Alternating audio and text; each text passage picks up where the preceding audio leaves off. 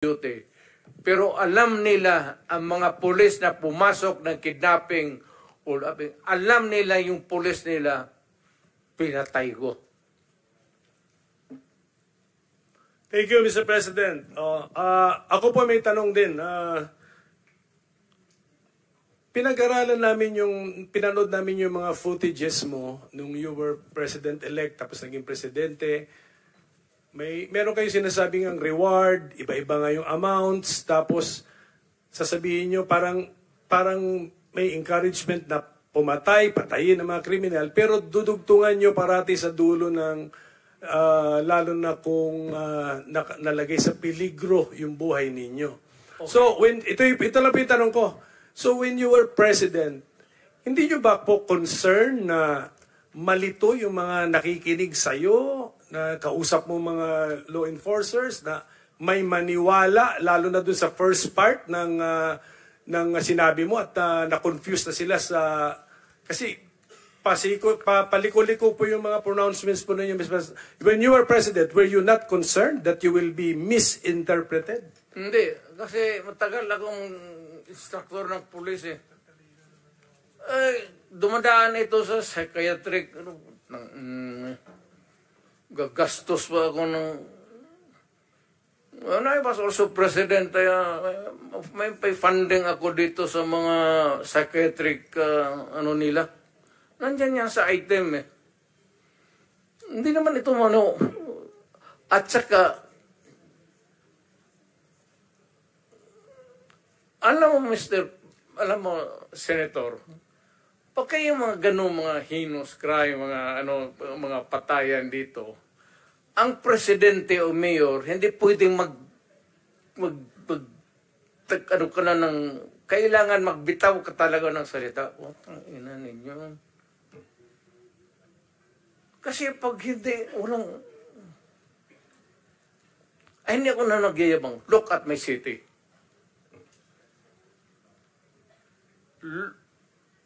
I would like to we travel back. Ano ang syudad ng Davao noon nung hindi pa ako mayor? Nandyan yung komunista, nandyan yung mga offer, nandyan lahat. Abusado na pulis, abusado na sundalo. Puro kriminal, puro kanya-kanya. Nung na mayor ako, sabi ko, hinto kayo, either, ayan siya, mga nandyan naman na noon. Sabi ko sa mga pulis, either patayin ninyo ako o papatayin ko kayo. Putang hina, huminto kayo dyan, bitse kayo. Kung sinabi ko yan sa mga kriminal, sa pulis, lalo na sa kriminal. Pero yung mga pulis na nag-kidnap, sumali sa hold-up, mga tao nila, pinatay ko talaga. Alam nila yan. Ibibigay nila yung pangalan kung tanungin mo. All you have to do is to place them under oath.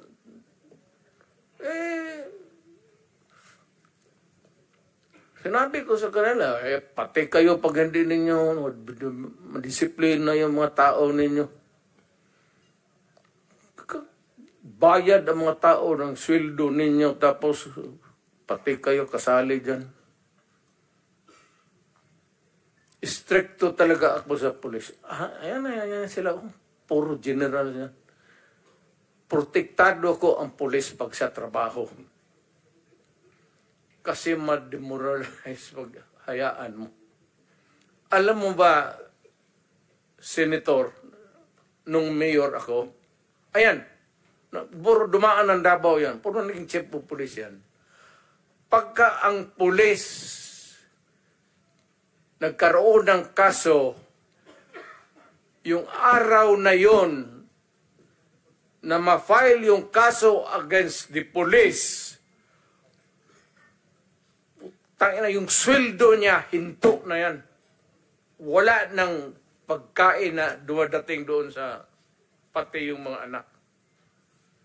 Hinto pati yung edukasyon ng bata. Kaya pinoprotektahan ko sila.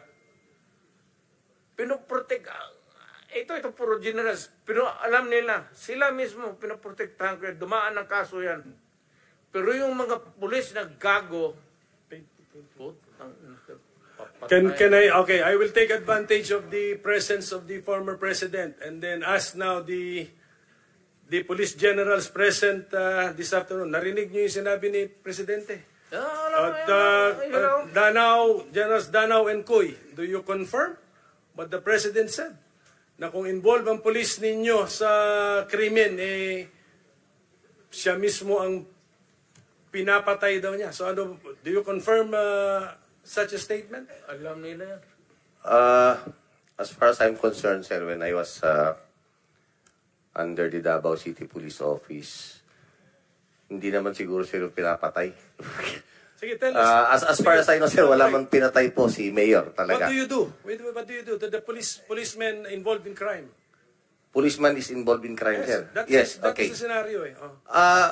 Sir, nung panahon ko, when I was the city director, there was one policeman who was discharged for illegal drugs.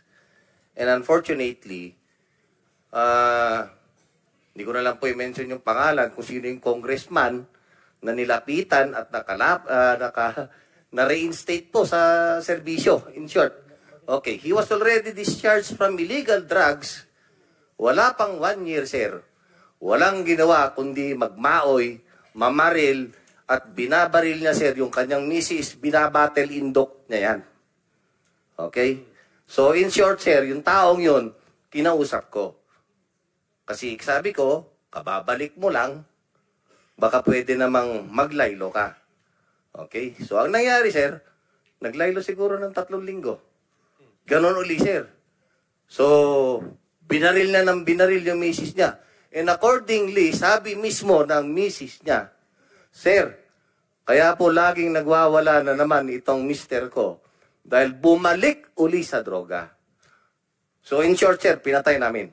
Ganoon lang, sir. Anong circumstances? Meaning pinatay ninyo, paano? Sir, lumaban, sir, Pulis, may sariling baril, sir. Binabaril nga niya yung misis niya. Kami pa. Napatay nyo sa bahay niya? Yes, sir. Nag-operation Pinoperate namin talaga, yes, sir. Pinoperate namin, sir. Nakalimutan ko lang yung apelyido. Pero that was when I was the city director. I think it was 2014. Anong month po? I am familiar with the... Sige, sir.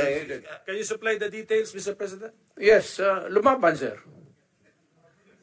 Yung petsa, so that yung mga gusto mag-research further sa insidente, anong petsa, anong pangalan ng tao?